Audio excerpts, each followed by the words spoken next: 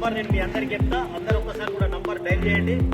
8800002024 నమోదు ప్రారంభోత్సవానికి చేసినటువంటి జిల్లా నాయకులకు, రాష్ట్ర నాయకులకు అందరికీ రేపులో నమస్కారాలు.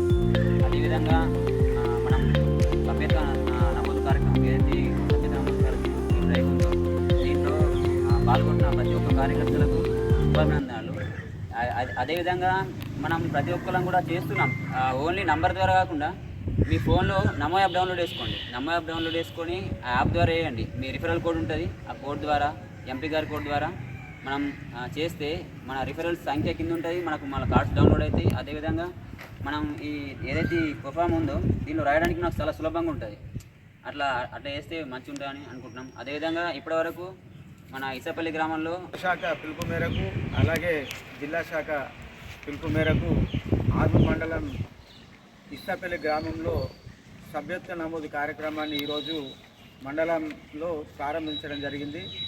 దీనికి ముఖ్య అతిథులుగా వచ్చినటువంటి జిల్లా అధికార ప్రతినిధి కలిగుడు గంగాధర్ గారు మరియు కిసాన్ మోర్చా రాష్ట్ర నాయకులు నూతుల శ్రీనివాసరెడ్డి గారు, అట్లాగే ఇక్కడ ఉన్న బూత్ అధ్యక్షులు మరియు నా కుటుంబ సభ్యులందరికీ పేరు పేరున నమస్కారాలు తెలియజేస్తూ, మనకు రాష్ట్ర పార్టీ పిలుపు మేరకు, జిల్లా పార్టీ పిలుపు మేరకు మనము ప్రపంచంలోనే నెంబర్ 1 స్థాయిలో ఇంతకుముందే మన భారతీయ జనతా పార్టీ ఉండే. అలా నేడు ఆర్మూర్ మండల్ ఇసపల్లి గ్రామ భారతీయ జనతా పార్టీ సభ్యత్వ కార్యక్రమానికి సభాధ్యక్షత వహిస్తున్నటువంటి మిత్రులు రోహిత్ రెడ్డి గారికి, ఇటు కార్యక్రమంలో పాలు పంచుకుంటున్న కిసాన్ మోర్చా రాష్ట్ర నాయకులు సీనన్న గారికి, సీనియర్ నాయకులు బండి శ్రీహరన్న గారికి, ముత్తన్న గారికి, శక్తి కేంద్ర ఇన్ఛార్జ్ ముత్యం గారికి, బూత్ అధ్యక్షులు జగదీష్ భాను గారికి, మరియు పాలు పంచుకుంటున్న కార్యకర్తలకు, సీనియర్ నాయకులు అందరికీ భారతీయ జనతా పార్టీ ద్వారా ధన్యవాదాలు తెలియజేస్తున్నాను. మొన్న జరిగినటువంటి లోక్సభ ఎన్నికల్లో, అసెంబ్లీ ఎన్నికల్లో చాలా బ్రహ్మాండమైన రిజల్ట్ తీసుకురావడం జరిగింది.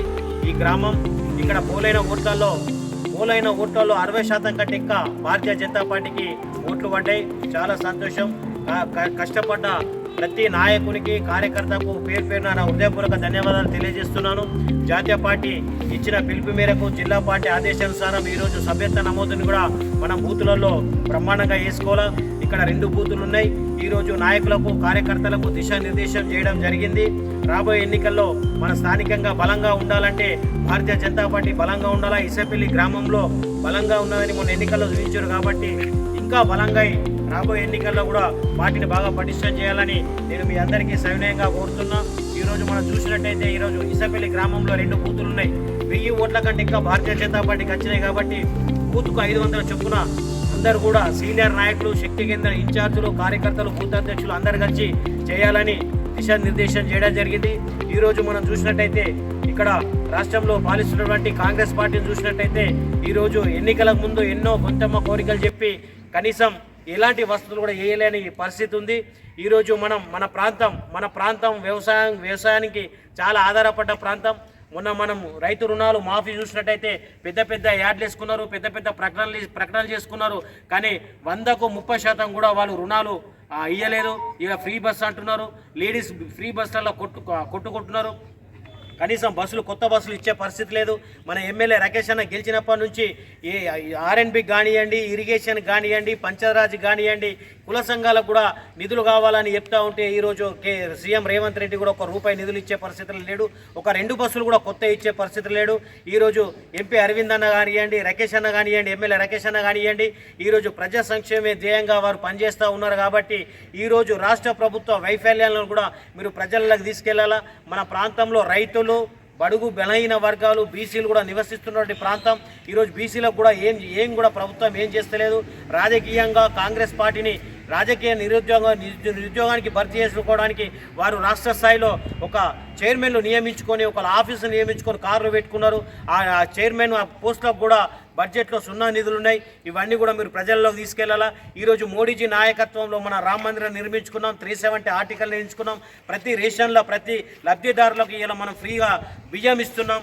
ఈరోజు గ్రామంలో చూసినట్టయితే వైకుంఠ ధామం కానివ్వండి, మరుగుదొడ్లు కానివ్వండి, ఈరోజు కూడా అన్నీ కూడా ఈరోజు జరుగుతున్నటువంటి ఎన్ఆర్ఈజెస్లో సీసీ రోడ్లు కానివ్వండి, డ్రైనేజీలు కానివ్వండి, అవన్నీ మోడీజీ నాయకత్వంలో కేంద్ర ప్రభుత్వ నిధులే అవుతున్నాయి. కాబట్టి ఇవన్నీ కూడా మీరు ప్రజలకు క్లుప్తంగా వివరించి రాబోయే రోజుల్లో భారతీయ జనతా పార్టీని బలంగా తయారు చేయాలని మీకు సవినయంగా కోరుకుంటున్నా.